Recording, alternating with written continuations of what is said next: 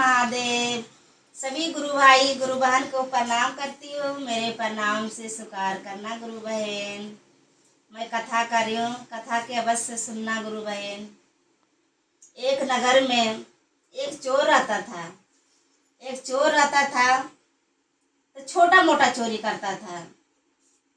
जैसे किसी को घड़ी उठा लिया, किसी को मोबाइल उठा लिया, किसी को बर्तन उठा लिया,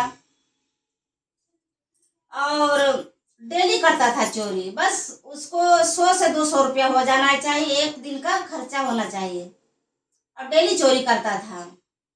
तो गांव वाला कहा कौन ऐसा चोर है तो डेली चोरी करता है तो छोटा मोटा एक सामान उठाते, अब पूरे गांव में चोरी कर लो कैसे। तो गांव वाला कहा कि आज पूरे गांव वाला जग के रखना कि कौन ऐसा चोर आता कि चोरी करता है। गांव वाला सब जगे हुए हैं। अब जो रात हुआ 12 बजे रात जब हुआ तो चोर निकला चोरी करने के लिए, तो देखा तो पूरे गांव में जगे हुए। तो चोर कहा अरे ये हमसे भी चोर है, अपन शिकार बनी है। एक तो मैं चोर है हूँ कि चोरी करने 12 बजे तक निकलती हूँ, ये सब जगी है, क्या बात है। उससे लगता मेरे कोई राज तो नहीं जान लिया। करे कोई बात नहीं, अब दूसरा जन्म देखूंगी चोरी। कहता है गुरु भाई गुरु बहन, बच्चे को छोटे से सिखाना कैसे रहना चाहिए, कैसे पढ़ना चाहिए, कैसे किसी से बढ़ चढ़ से बोलना चाहिए, और चोरी चमारी में इसमें लत नहीं लगाना चाहिए। ये काम होता माँ बाप को देखना, बच्चे को कैसा भविष्य बनाते हैं। माई बाप बनाते हैं रास्ता, मंदिर जाना, मंदिर के ओर दिखाना, अच्छा भविष्य बनाना, ये माई बाप दिखाते हैं। कोई ऐसा गुरु भाई बहन होते हैं कि बच्चे के लापरवाही की वजह से बच्चे छोटे मोटे बन जाते हैं। कहानी अब छोटे ही तो बड़े होते हैं चोर। वो करा क्या, मंदिर की ओर चल गया। गांव के अंदर एक मंदिर था, बाहर छोटा सा शिव के मंदिर था। अब वहां जा रहे थे तो पुजारी जी आ रहे थे, करे बाबा बाबा कोई इधर मंदिर है। अब उसको क्या पता पुजारी की चोर है। कर हाँ बेटा जाओ ना, 10 कदम बढ़ो, है मंदिर, शिव के मंदिर है। फिर गया तो अब इधर इधर देखा तो कहीं नहीं कुछ है भाई, खाली वो शिवलिंग धरा ले। तो शिव का मंदिर तो शिवलिंग रहेगा, और क्या रहेगा। अरे कृष्ण जी को मंदिर रहता तो कृष्ण जी सब कुछ सोने से लदे रहते हैं। माता का रहता मंदिर तो माता सारा सोना पहने रहते हैं। अब भोलेनाथ क्या होता बेचारा, वो तो बस एक पत्थर रहता है, एक शिवलिंग रहता पड़ा, और क्या उसको साथ में रहता, कुछ नहीं। उस चारों ओर मंदिर के ओर देखा तो कहा कुछ नहीं है इस मंदिर में। फिर देखा ऊपर, जब देखा तो करे घंटा है, भोलेनाथ के सामने घंटा लगा था। करे घंटा है, करे तो इसके ऊपर चढ़ू कैसे, इस ऐसा खंजरा मंदिर है, इसका स्टोर भी एक नहीं है। करे ऐसे काम करती हूँ ना, सीढ़ी पर चढ़ के घंटा तोड़ लेती हूँ। अब जब सीढ़ी पर से चढ़ा, भार जब लिया तो भोलेनाथ के भजन लगा। अब भोलेनाथ कहा कि दिन में सभी बहन लोग भाई लोग आते हैं, सभी आशीष तो हमारे पर दूध जल पुष्प माला दही चंदन रोड़ी सब करते हैं, और ये कौन सा भगत आया कि पहुंचल भगत कि पूरा देह ने समर्पित कर दिया हमने हमारे ऊपर। अब तो भोलेनाथ की आँख खुल गया। फिर भोलेनाथ बुजुर्ग के भेद से खड़ा हो गया। करा बेटा क्या कर रहे हैं। करा बाबा को दिखाई नहीं दे रहा। अरे घंटा तोड़ रही हूँ, इस मंदिर में तो कुछ है नहीं, नहीं तो कृष्ण जी के मूर्ति है, नहीं तो कोई माता के मूर्ति है।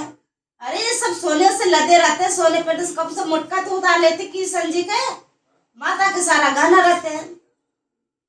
यहाँ तो कुछ नहीं, बस एक भोले के मंदिर है, सिंगनी पड़ा है, पत्थर क्या उठाऊं।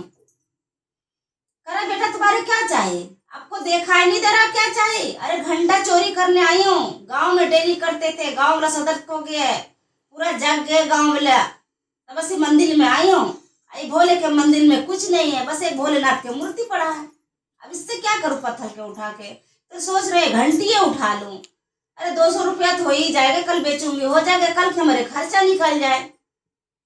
अब वो बाबा कहे कि बेटा ऐसे करे कि तुमने 500 रुपया ले लो। करे ना ना ना 500 रुपया नहीं लूंगी। अरे चोर भले हूँ बाबा, लेकिन हम दिल के बहुत में राजा हूँ।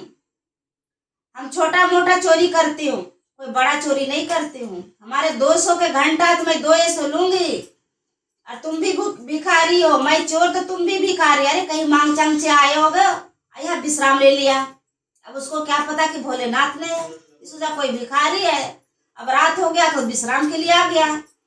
करा पैसा तुम रख लो, तुम्हारे बाल बच्चा के खाने पीने को होगा, हमको मत दो पैसा, 200 रुपया घंटे, तुमको 200 दो।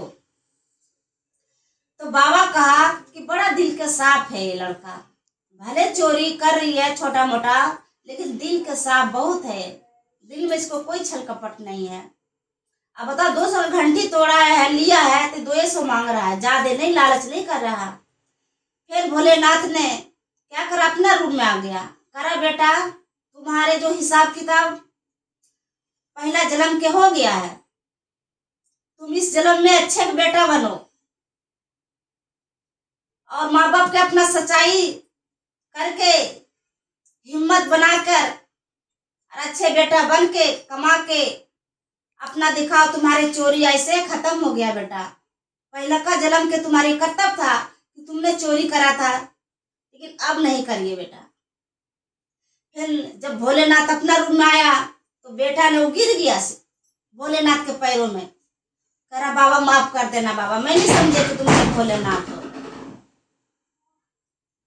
तो क्या हुआ, फिर भोलेनाथ ने आशीर्वाद ही दिया। इसीलिए कहता है गुरु भाई गुरु बहन, बच्चे को अच्छे संस्कार दो तो क्यों नहीं बच्चे मानेगा, मानेगा। अगर अच्छे रास्ते बचपन से दिखाओगी तब अवश्य मानेगा। कहता ने कि पान फूल बेचने, धूप अगरबत्ती बेचने से भी पैसा होता है, ये नहीं कि मांस मदिरे से होते हैं, चोरी करने से होता। भले देखने में लगता है कि हम 2 रुपया कमा रहे हैं, लेकिन हमारे 2 रुपया में बरकत है। चोरी करने से तो बहुत चोरी करके आते हैं, लेकिन वो सफल नहीं होता। देखने में लगता है लेकिन पैसा चोरी वाला ठहरता नहीं। और हम जो इस कर्म में कर रहे हैं, दूसरा कोई नहीं देख रहा है, लेकिन हमारे वहां सीसी कैमरा लगल है, सब कुछ देख रहे हैं। भोलेनाथ वर्मा जी सब लिख रहे हैं कि कौन कैसा कर रहा है, लेकिन इधर आदमियों को अंधे कर देते हैं बच्चे, चोर चमारी जो भी होता है लफंदर।